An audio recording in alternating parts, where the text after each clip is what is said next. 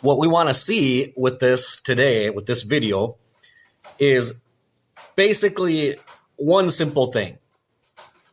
What was Watchtower's involvement and what were their words that spurred all of this?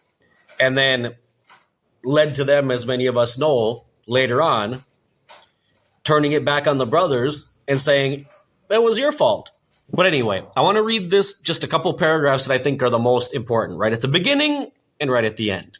This came from the Watchtower Society. Okay? Look at what it says here. Listen very carefully to the wording and the language. What has sparked special interest in the year 1975? And with what results? But what questions are raised? What about all this talk concerning the year 1975? Lively discussions, some based on speculation, have burst into flame during recent months among serious students of the Bible. Their interest has been kindled by the belief that 1975 will mark the end of 6,000 years of human history since Adam's creation. The nearness of such an important date indeed fires the imagination and presents unlimited possibilities for discussion. Pause there just for a second. Question. Who was paying attention to this? Who was sparking these debates and speculations? And was this like the whole world? This was on the news? No, this was Jehovah's Witnesses. Nobody else was talking about this. This was not mainstream. This was inside one little cult. Continuing. But wait. How do we know their calculations are correct? So they made calculations now. What basis is there for saying that Adam was created nearly 5,993 years ago? Does the one book that can be implicitly trusted for its truthful historical accuracy, namely the inspired word of Jehovah, the Holy Bible, give support and credence to such a conclusion? So they're saying that this group of serious Bible students have already made calculations, and then why can we trust in it, right? Continuing on, it says, this is near the end now. Listen to this very carefully. Are we to assume from this study, this is after they go through all this stuff about Adam and then Eve and then the Exodus from Egypt and the flood and Noah and all that stuff. Are we to assume from this study that the Battle of Armageddon will be all over by the autumn of 1975 and the long looked for 1,000-year reign of Christ will begin by then? Possibly. But we wait to see how clearly the seventh 1,000-year period of man's existence coincides with the Sabbath-like 1,000-year reign of Christ. If these two periods run parallel with each other as to the calendar year, it will not be by mere chance or accident, but will be according to Jehovah's loving and timely purposes. Our chronology, however, now listen to this our chronology, however, which is reasonably accurate, but admittedly not infallible, at best only points to the autumn of 1975 as the end of 6,000 years of man's existence on earth. Are they saying that means it's not going to happen in 1975? No. Listen to what it says next. It does not necessarily mean that 1975 marks the end of the first 6,000 years of Jehovah's seventh creative day. Why not? Because after his creation, Adam lived some time during the sixth day, which unknown amount of time would need to be subtracted from Adam's 930 years to determine when the sixth 7,000-year period or day ended and how long Adam lived into that seventh day. And yet, the end of that sixth creative day could end within the same Gregorian calendar year of Adam's creation. And then listen to what do they say next. This doesn't mean it's not going to happen somewhere around 1975. They're just saying that they don't know exactly what day. But listen to this. This is what really got people worked up. It may only involve a difference of weeks or months, not years. That means what they're saying is, okay, so this end of this 6,000 year period, which will culminate in the Battle of Armageddon, and then the beginning of Christ's 1,000-year reign, the Sabbath-like reign, right, would happen somewhere in that time period. But we don't know because remember that Adam lived a certain amount of time into the seventh day before he died, right? But how long? Well, it says here, it's only a difference of weeks or months. So at the most, they were pointing to the autumn, which would be towards the end of 1975. It could be the end of 1975, the first few months of 1976, but it was going to happen. Okay? Now listen to this next part. It says, one thing is absolutely certain. Bible chronology, reinforced with fulfilled Bible prophecy, shows that 6,000 years of man's existence will soon be up. Yes, within this generation. And what was that generation? The one from 1914. Well, guys, they're all dead.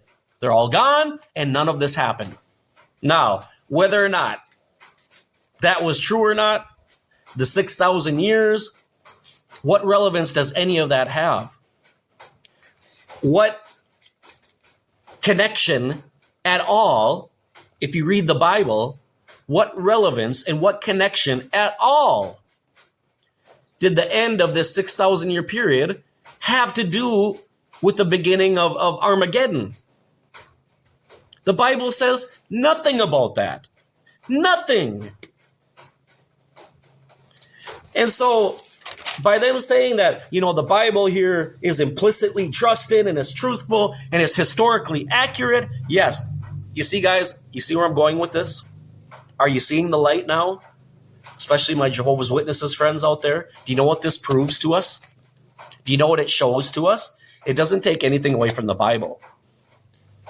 The Bible doesn't talk about any of this. The Bible puts absolutely no importance on how long ago that Adam was created or when he died or anything like that. And it doesn't tell us anything about the connection between that and Armageddon. Nothing. It shows us that once again, time and time and time and time again, Watchtower is proven false. Liars.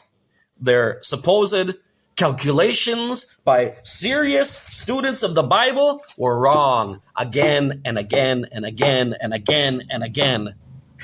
All the way from 1914, then 1919, then 1921, then 1936 or 35, whatever it was. Which is then when they had to open up the anointed seats again because the end didn't come. And then once again in 1975. You see in the language back in these days, guys, back in the 70s, 60s, 70s, you see a very different tone in their language. That they were so sure about these calculations that they were making. Totally made up. Where does the Bible tell us to do any of this? This was pure speculation, not on the part of the brothers. This was from the Watchtower Bible and Tract Society. The society. When you talk about the society, when you're one of Jehovah's Witnesses, that's like the governing body. Those are the anointed brothers. They were the ones doing this, and they put this out there in a watchtower. 7 years before. Year after year after year after year, they spewed out this garbage, this made-up malarkey. And then what happened? After 1975, 76, 78, 80, 85, when I was now alive, and I remember talks on this, I remember in the 80s and the 90s hearing talks about how when they would talk about speculation and not, Matthew 24, nobody knows the day and the hour. Remember 1975, how the brothers, and see, they had already pulled the Uno reverse card, and they threw it back on the brothers, and they blamed them for the speculation. No, sir. It was not the rank and file that did this. It was you, Watchtower. And then you had the cynicism, the hypocrisy of blaming when all these brothers, the mass exodus that happened after that, because there were brothers that believed in this. They sold everything they had. They were living basically a prepper type lifestyle whilst they pioneered full time, waiting with their popcorn for the hailstones and the asteroids to start falling. And when it didn't happen, rightly so, a lot of people were pissed off. And that, my friends, in a nutshell, is how this whole disaster of 1975 happened. The society turns it back on you. They blame you because they always blame the victims. That's been the modus operandi of Watchtower since it began. When all else fails, gaslight, blame the victim, say, hey, it wasn't us. Hey, we said we're not infallible. This is what they've done from day one. This was Watchtower's fault 100%.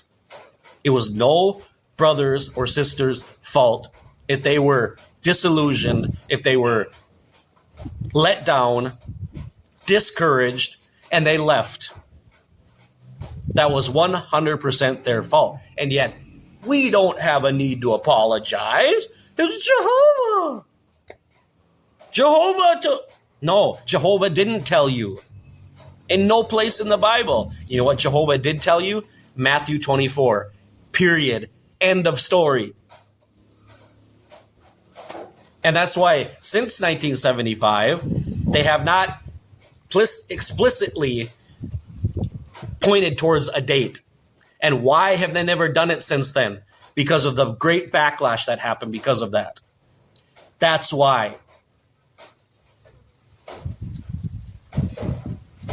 So any active Jehovah's Witness who's watching this, I want you to go back and watch this video as many times as you need to. Or go to jw.org yourself. In the search field, type in 1975. Scroll down 3 or 4 times, like I said. Find the article. And read it for yourself. And welcome. Welcome on your journey to waking up. Open your eyes. Stop being lied to. Stop this nonsense. It's nonsense.